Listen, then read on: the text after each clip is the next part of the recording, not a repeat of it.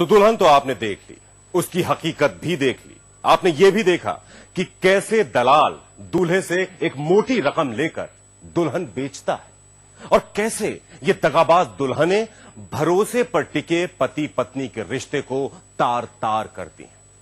आइए अब आपको दिखाते हैं कि ये लुटेरी दुल्हनें अपनी लूट का कारोबार आखिर चलाती कैसे।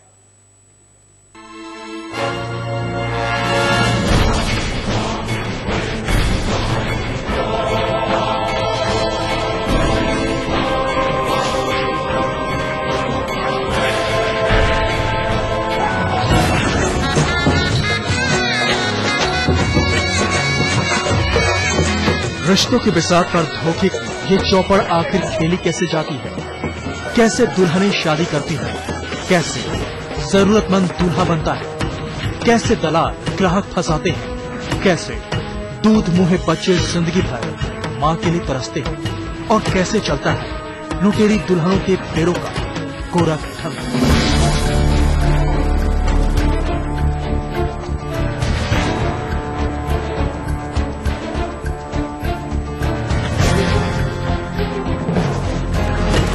पचहत्तर साल की अपनी दादी के सीने से लिपटे बादरवास गांव के 1 साल के नरेंद्र को देखिए। 2 साल पहले इसकी मां 2 लाख रुपए में खरीदकर अकोला से लाई गई थी, लेकिन साल भर पहले ही अपने दूध मुंहे बच्चे को छोड़कर घर की सारी कमाई लेकर अपने एजेंट के साथ भाग गई।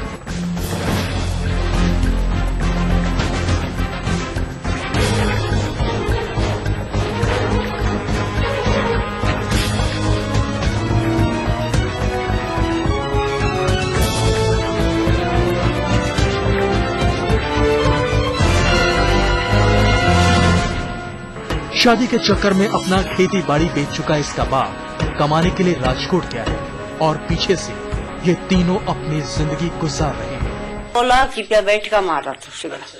हाँ 2 हजार ओइटाबन छोड़ी थारा मुँह आकर मेरो की बेकार क्या अपन केक में बेटा का धन मेरे को हो देना की बेकार करूँ देख आए पारोसन बैठे। वहाँ जो 2 साल के बच्चे को छोड़ के गई है, उससे पहले भी इसने जहाँ शादी की थी वहां भी एक बच्चे को छोड़ के आई है और अब तीसरी जगह गई है वो, और उसका वही रूटीन है। उसके दलाल इस तरह के हैं कि वो उनको कंटिन्यू सेल करते रहते हैं। आपको बताएंगे आगे कि कहां-कहां से दलाल जुगाड़ते हैं लुटेरी दुल्हनें, पर उससे पहले उस बड़ी सामाजिक समस्या से जूझ रही पुलिस की बात आपको सुनाते हैं। लड़के पक्ष को अप्रोच करता है दलाल की तुम्हारे लड़कों की अगर शादी नहीं हो रही तो शादी मैं करवाता हूँ, लेकिन इसमें आपको इतना खर्चा लगेगा। तो किसी से वो 2 लाख, किसी 4 लाख, किसी 5 लाख। जैसे इस प्रेजेंट केस में इन्होंने लड़के पक्ष से कुछ 5 लाख में बात की कि 5 लाख रुपए अगर आप देते थे तो हम आपके बच्चों की शादी करवा देंगे। अब इन्होंने ये 5 लाख रुपए दे दिए, शादी होगी, लड़की आई, आने के कुछ 15 दिन बाद वो जेवरात लेके चली गई और वो आदमी जिसने दलाली की थी वो भी पैसे लेके गायब। लुटेरी दुल्हनों के दलाल इस पूरे मामले को खुलने के बाद कैसे दबा देते हैं, इसकी कहानी सुनाता है मालपुरा का जगदीश, जिसने भोपाल की रहने वाली गीता से अजमेर के दलाल के मार्फत शादी की।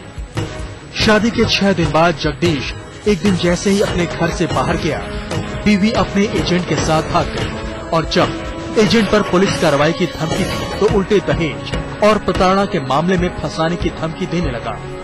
पीछे से घर में भी सामान जो भी जेवरात था, पैसे भी था, 1,00,000 लाख रुपया नगद वो लेके निकल गई। और निकलने के बाद उन्होंने आदमियों के पास हम गए तो उन्होंने बोला आपके ऊपर हम सामान उठाने का केस कर देंगे। जब आज तक की टीम ऐसे ही एक दलाल के पास पहुंची तो उसने अपनी पहचान छिपाकर ऐसी शादियों में बर्बादी का ठीकरा घर वालों पर ही फोड़ दिया। इनको ग्राहक के हिसाब में देख लेते हैं कि इनको कितना पैसे में इनकी बात की जा सकती है। इनको दोनों को मिला देते हैं, इनकी शादी करवा देते हैं। उनके बाद ये यहाँ से जाते हैं तो इनके घर वालों की और लड़के वालों की कमी के कारण यहाँ से जाती है। इनमें हमारा कोई रोल नहीं होता।